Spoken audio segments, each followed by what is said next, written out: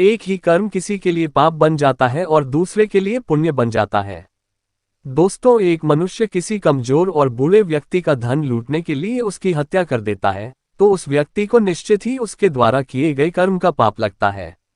और यदि दुष्ट मनुष्य किसी स्त्री के साथ जबरदस्ती बलात्कार करने की कोशिश कर रहा है, तो उस स्त्री की रक्षा करने के लिए अगर कोई व्यक्ति उस दुष्ट मनुष्य की हत्या कर देता है, तो उसका उसे पाप नहीं लगता है, बल्कि पुण्य लगता है।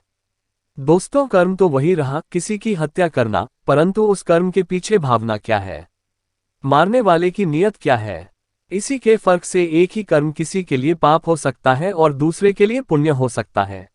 दोस्तों, जिस भावना और नियत से मनुष्य कर्म करता है, उस नियत के कारण एक ही कर्म किसी के लिए पाप बन जाता है और किसी के लिए पुण्य बन जाता है।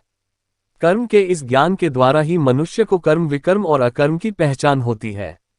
दोस्तों, उसका अर्थ यह है कि मनुष्य जब निष्काम भावना से कर्म करता है, तो उस कर्म का फल उसे नहीं भोगना पड़ता है, इसीलिए वो अकर्म हो जाता है।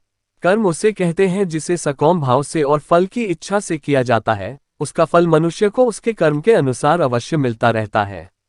अच्छे कर्म का अच्छा फल मिलता है और बुरे कर्म का बुरा फल मिलता है, और जो असत्य, कपट, हिंसा आदि अनुचित और निश्चित कर्म को विकर्म कहते हैं।